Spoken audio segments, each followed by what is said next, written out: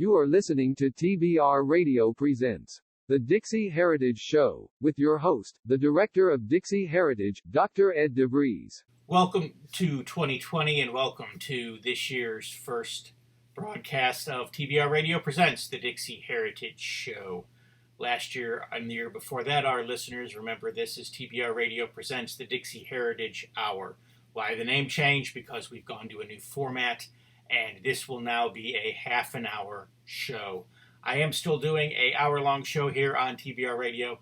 It is called TBR Radio Presents The Barnes Review Radio Hour, and I cover subjects that just spans the field of history. We call that a weekly audio journal of politically incorrect history. And by doing that hour-long program, it frees up this show, the Dixie Heritage Show, to now be all Southern, all heritage, all Confederate history all the time, rather than, covering a large number of subjects like we did on the show in years past. And so this is going to be an exciting new format, and I know you are going to enjoy it. To begin our broadcast year this year, I have asked the blogger who we all know as Dissident Mama to be my guest today. And the reason why is because she is an outspoken practitioner of Orthodox Christianity. The Orthodox, of course, are on the old calendar, the old Julian calendar. And so for them, Christmas does not come until December 7th. So that is just a few days from today. So I am asking Rebecca what they will be doing for Christmas as Orthodox Christians. And we'll also have some other interesting conversations, particularly about how Orthodoxy spread into the South and how, as Orthodox churches established themselves in the southern states, how they embraced the Southern culture and how the Southern culture kind of became part of the way the Orthodox churches did church and did fellowship and so forth. And so you're going to love today's interview. Okay, so tell me about Orthodox Christmas. I understand that the date is January 7th for those Orthodox Christians that are still functioning on the old calendar. Well, first, before I even answer that, let me preface this with it's all complicated. Every word I speak could be parsed out, and a 3-hour talk could be done on just every single part of it. And I've only been Orthodox for a couple of years, so I grasped some of it, but certainly not all of it. And that's one of the fun things about Orthodoxy is there's always something new to learn. The church, the parish I go to is within the Orthodox Church for America, the OCA, but there are jurisdictions within the United States. ROCOR, for example, that's the Russian Orthodox Church outside of Russia. And then when we were in Russia last year for Nativity, we were at the Hermitage Museum on, December 25th and kind of forgot that it was December 25th because we were doing touristy things in St. Petersburg. And then we celebrated Nativity in, I think it was January 6th last year, right before we left. So, yeah. You've got these old calendarists and new calendarists and old believers and all this kind of thing, because it was all kind of based on the Julian calendar for a long time, which is not, mathematically, astronomically super good. People throughout the years wanted to change it. But when I think this happened like in the early 20th century, the 1920s, I think, where they were coming together and saying, okay, let's kind of fix some of this calendar stuff. But then on top of that, people were wanting to do other changes. I don't think it was like changes to liturgy and stuff, but just enough changes that people got nervous. And that's one of the things I like about Orthodoxy is it is not very fond of change. And I like that. So when, people are like, you're doing a weird calendar and why are you doing it at this date? And that's not scientifically up to date. I'm just like, what does it matter? Right. Change for the sake of change is not an important thing to me. Some of the people, went with it. And I think what they had decided was, okay, your jurisdiction can decide, you can celebrate Christmas when you want to, but there is going to be one day a year where every Orthodox on planet Earth will be universally celebrating the thing together, and that would be Easter. We call it Pascha. So that is celebrated around the world on the same day, and sometimes it falls in line with Western calendars, the Gregorian calendar or whatever. Sometimes it doesn't. So this year it was on a different date. So we got to go up to the mountains and do, Easter with my mother-in-law. And then a week later, we were doing like our Pascha services in our parish here. So sometimes it works out well because you can, do family stuff like with your non-Orthodox family. But sometimes it does fall on it. I mean, it has to do with, the calendar and the moon and all sorts of stuff and how they decided in meridians and all this kind of thing. But yes, we will, as members in the Orthodox Church for America, we will be celebrating it on December 25th. Yes. Okay. So I was talking to a friend of mine, Dr. Matthew Raphael Johnson. He's a Russian Orthodox priest in Pennsylvania. But being Russian Orthodox and being on the old calendar, he told me that he celebrated Christmas, liturgically and so forth, in January. But he said on December 25th, they had what they called Santa Christmas. Okay. And so, they let the kids open up presents from Santa Claus and, they did all the, I guess you could call it the secular Christmas stuff. They watched Rudolph the Red-Nosed Reindeer and, Frosty the Snowman and, they, bake cookies and the actual religious observation of Christmas, for them was in January. And something that all Orthodox are doing, no matter the jurisdiction, is we're participating in the Nativity Fast, prepare and focus and all those kinds of things. So, there is universalism in so many parts of this, and we're all going to be celebrating the same thing, but just on different calendar days. So how did your observation of Christmas change after your family converted to Orthodoxy? How did that change, or did it not change at all? It did change. And, even before we were Orthodox, we would try to, do a little secular stuff here and there, but really try to focus on, the reason for the season. It's easier for us as Orthodox, I think, because we are doing, a fast. It's one of these things that it's not about pride, and you get a dispensation on Thanksgiving so you can go eat turkey. And if you're invited over to somebody's house and they've made you a meal and it entails, meat, you don't go, oh, I'm fasting, I can't have that. You just go, oh, thank you. And you eat the meat, Right.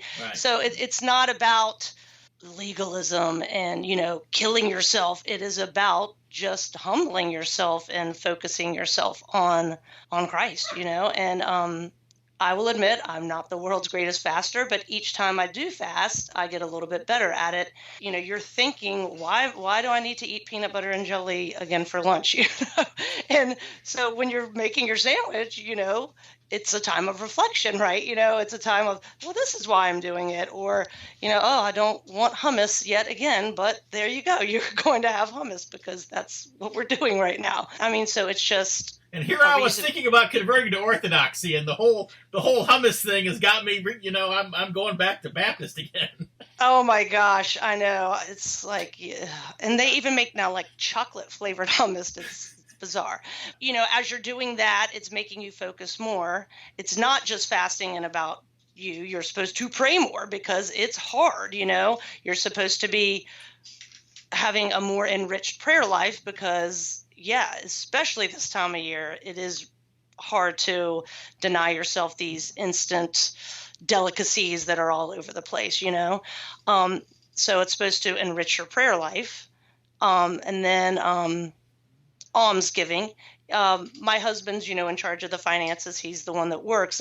He's a very generous man, but I think we've been way more cognizant of who we give money to, time that you volunteer with people, things like that. So it's the almsgiving and the fasting and the more focused prayer life. You're supposed to have a focused prayer life anyway, but this is really a point where it's like if you're slacking on that, it's just like the fast. If you eat a hamburger one day, you don't go, oh, well, the fast is over. The next day you get up and you try it again, So it's a process. I've heard somebody explain it as a process, and I think that's true. So it's more of the process to humble yourself and focus on Jesus, on the Trinity, on the beauty that God was inside Mary, the creator of the world was inside a human being, just the whole fascination of it all. And then we do some things that I guess Protestants do too. You know, we do Advent readings and a Jesse tree. We don't actually do the tree, but we do like the readings for it. You know, I know Protestants who do all that stuff too. But again, anything to just kind of help you focus. And even though you're doing Christmas shopping and online trying to get free shipping and doing all the, you know, stuff you got to do, you know, it's like a refuge from it, because all that is very frustrating. I don't think anybody, well, I bet there are some women who like Christmas shopping, but most normal people hate Christmas shopping, you know? So it's like a refuge from all that kind of stuff. So even when you're eating the hummus, you know, hey, it's better than, you know, looking for free shipping and Cyber Monday sales and all that kind of stuff. So then does Santa Claus come for your kids, or have you done away with that, or have they just got to the age where they just don't believe in that anyways, or how did all that factor in? Hold on one second. One of my lovely children just came in. All right, they're exiting now. We have always done Santa, but it's more now, you know, we're talking about St. Nicholas, and it was just St. Nicholas's feast day the other day. And we talked about the real St. Nicholas and who he was. And he was a pretty amazing guy, you know. We watch our Peanut specials, you know, I love me some Charlie Brown. But I had always decided like the wonderment of childhood, you know, believing in the Tooth Fairy and Santa Claus and all that kind of stuff. But we've always, even before we were Orthodox, tried to balance it like, okay, it's not just all about you and consuming things and opening boxes, you know. So we've always tried to do that. It's just a balance. We've just kind of picked and chosen over the years what we're going to do, the secular things, but we just try to be very careful about, this isn't all about you. And, you know, my kids make money now. They get paid for their chores. And I'm like, you're going to be buying things for people, you know, not because you have to, but you love your grandmother. Let you go and buy her something you think she will like, you know. So we're forcing, yes, that's probably not a very Christian way to say it, but yeah, twisting your kid's arm to spend that money he wants to save for a new Xbox, whatever. They have an increased prayer life. They, you know, we do make them fast, but they're really fasting from like video games. But if we have a vegetarian meal, they're sitting there eating it with us, but we're not as stringent on the food stuff with them since they're growing boys. But yeah, they're going to pray more. They're going to give alms. They're going to volunteer their time to go do something kind for someone. But yeah, you know, now Santa's just, we just get the tree because it makes the house smell good and all that kind of stuff. But so there's secular things going on. We still try to couch it all in Orthodoxy. Yeah. So do you think that that's enhanced your Christmas experience, or do you think that it's about the same, or has it restricted it, or, you know? I think definitely enhanced. Yeah. You're experiencing the nativity season, you know, the hymns and stuff are changing, you know, what you're hearing in church, you know, the epistle reading and the gospel reading and the hymns, and, you know, even if the homily could be about whatever your priest wants it to be, but, you know, it's all, again, you know, it's the process of preparing us for the celebration. So, yeah, I mean, I just think the services themselves are helping to do that. And then, yeah, it is a much more enhanced experience for me. And again, I find it as a refuge, you know, the things that we do from just basic modernity on top of the craziness that is, you know, this time of year. I'm sure some Protestants find that at their church. I never really did. Which is one reason I was wanting something different. But I never felt like it was a refuge from the consumerism and the craziness and people beating each other up for the last whatever. You know, I do feel that now. I mean, that's just my opinion. And I would assume most Orthodox feel that way too. And I'm sure Protestants have that. I just never had that experience when I was not Orthodox. So yes, I know that the big celebration for a lot of Orthodox is actually on Christmas Eve. And, you know, you have I know you're not an old believer, but I know the old believers, you know, they probably stand up for an 8 hour or longer liturgy on the evening of, you know, Christmas Eve. And personally, yeah, I don't think I'd have the stamina to do that. But I do assume that you're going to have a Christmas Eve service that you're going to go to. And I know it won't be 8 hours, but I know it'll be longer than normal. And, just tell us a little bit about some of what you're going to do that evening. Well, we will stand. For example, so our parish, that we have some seats, so for people who are injured or, have a bad back, or elderly or pregnant women, you can sit. It's just you try to stand as much as you can. The Pascha services are much longer. They start at 7. It's 3 or 4 hours. So That's about half or a third of what the Pascha services are. So that's just like one lap around the track. That's not like the full mile like Pascha is. So did you attend the services in Russia last year, and what was that like? We did. It was beautiful, and in fact, it was very interesting. There's an OCA church in Moscow with a guy from America who's the priest, and it was very interesting. He's lived there for a super long time. It's called St. Catherine's, and we went there, and it was just amazing because much of it was in Russian, of course. Sometimes it's in Church Slavonic and all these languages, but that's one of the cool things about Orthodoxy is even when it's in a foreign language, you're like, oh, okay, we're doing the creed now, even though it's in different words. Oh, okay, we're doing the Lord's Prayer now, we're doing this, because there's always an order to it, right? A ritualistic order. But this one was cool because they did some songs, not because we were there or anything, but they just did some of them in English. It was very interesting, and it was just this beautiful old church, and we got to meet them, and they gave us presents, because we were visitors. It was a wonderful experience. And we went to many, many, many, many churches while we were there. But this one was just particularly friendly. And I'm not saying that Russian people aren't friendly, but, it's very reverent and serious. And, I'm like, hey, y'all, smiling at people, It was probably the friendliest place we went to, and I've learned that, you don't always hey y'all it right in the middle of liturgy. But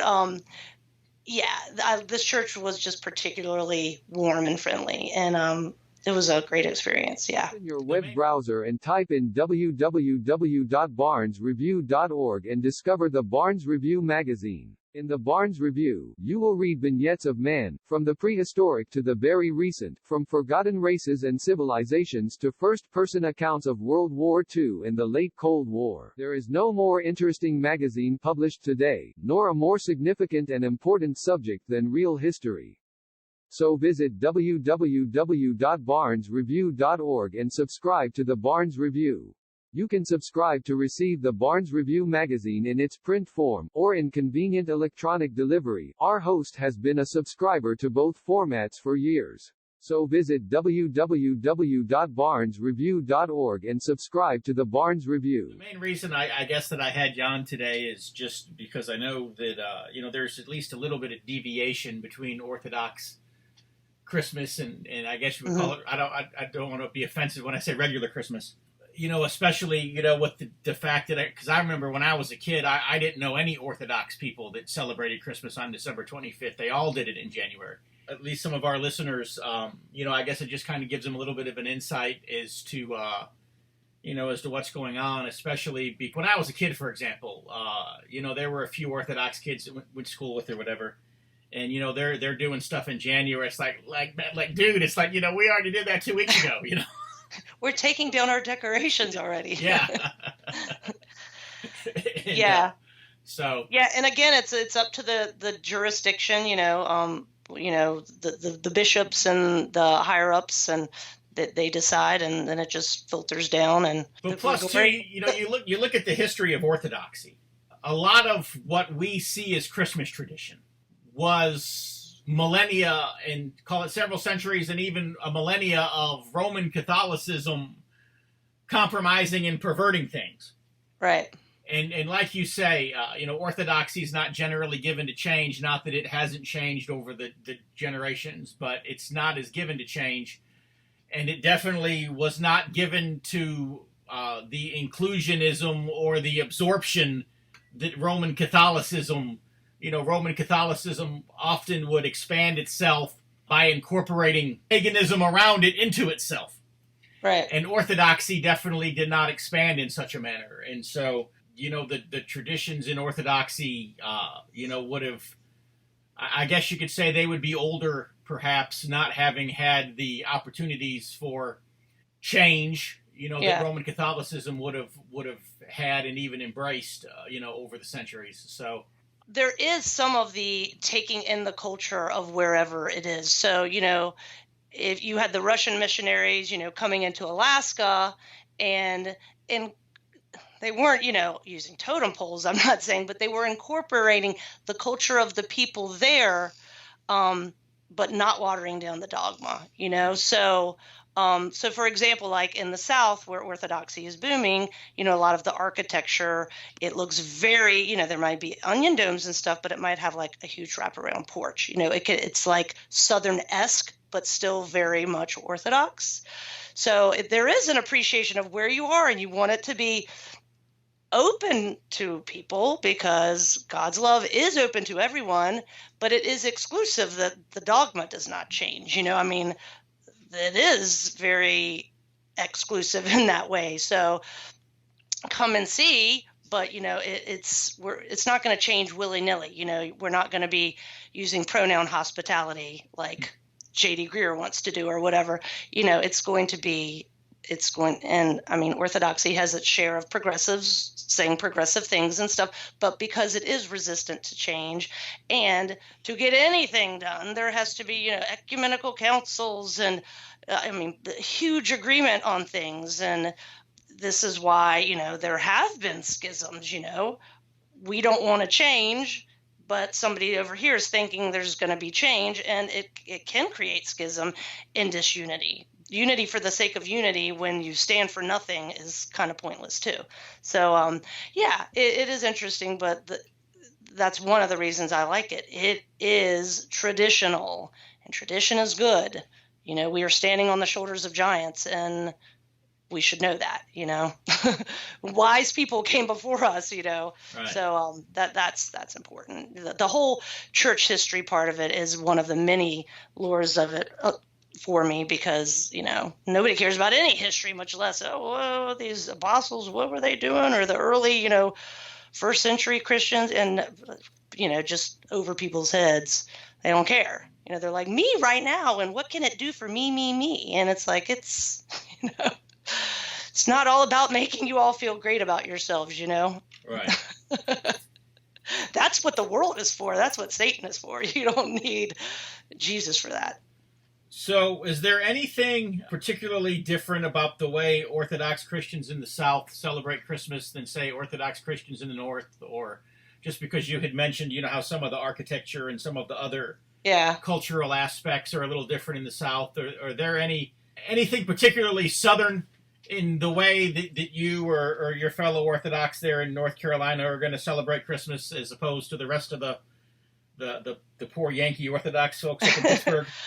Well, I go to a church that is, we have a lot of non-Americans there, an immigrant population, people from Russia and other places. But we are a parish that has many converts from Protestantism. So people just from all over the place, because North Carolina has a lot of people from all over the place.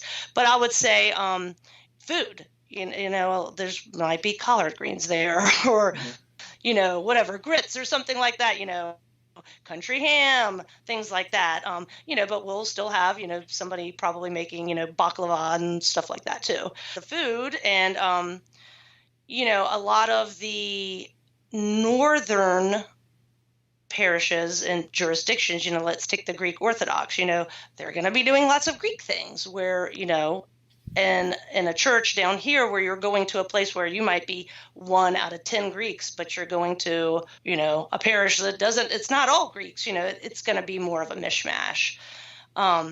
They have the very like ethnic flair, the Serbian church, the Greek church, whatever. So I think the food really reflects that. And by the way, if you want to sit down during services, Greek Orthodox churches have pews.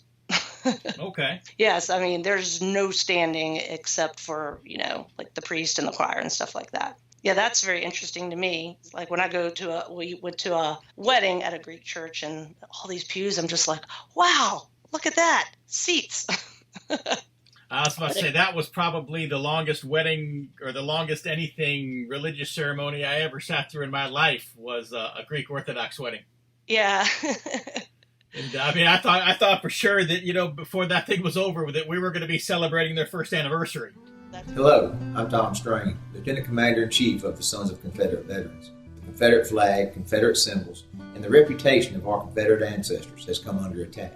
The Sons of Confederate Veterans is actively fending off our detractors, but there is only so much that we can do. We need your help. Contact your local, state, and national elected politicians and tell them that you will not tolerate these attacks on our heritage. You can also visit scv.org, download an application to join us in our fight to preserve our Southern heritage. Visit scv.org today. If you don't have a Confederate ancestor and you are tired of American history disappearing, you can assist us by becoming a friend of the SCV. Please visit scvheritagedefense.org and make a donation to the Heritage Defense Fund. We hope that you will join us in the fight to defend the Confederate soldiers' good name.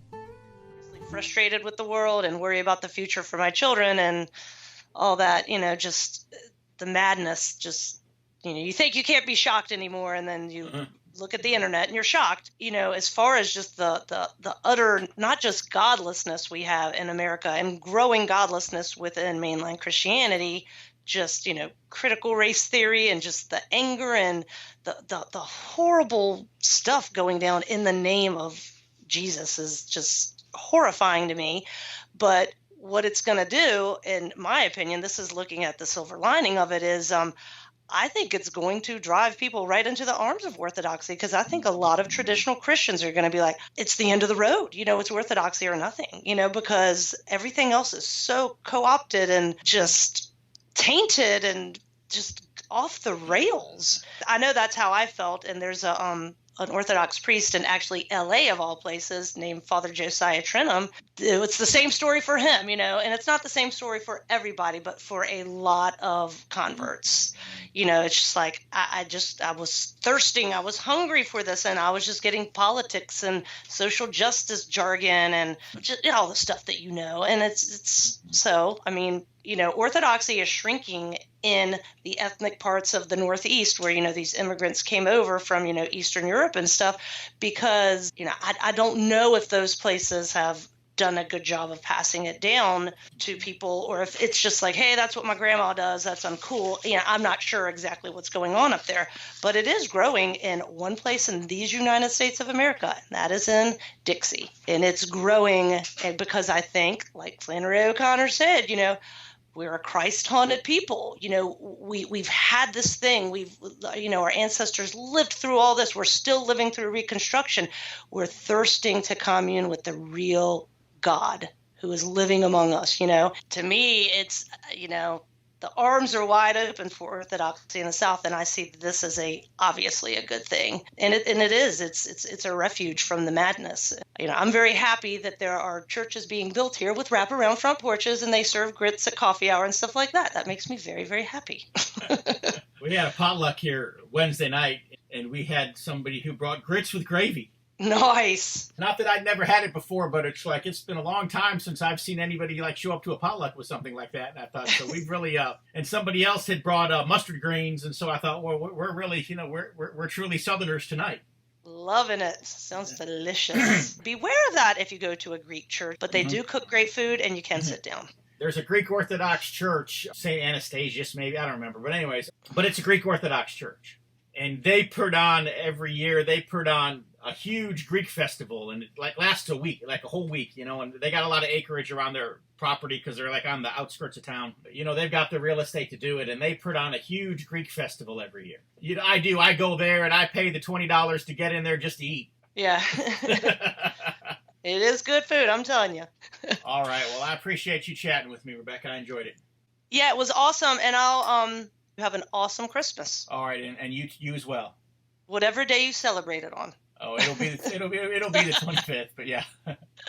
All right, talk to you later. All right, God bless. And we are out of time for this week's TBR Radio Presents the Dixie Heritage Show. Come back next week. We are going to have another great and exciting show. Between now and then, go to my website, www.dixieheritage.net, When you do, you can sign up for my free newsletter, and I will send you an absolutely free copy of my book, The Truth About the Confederate Battle Flag. So until next week, from all of us here at TBR Radio, God bless.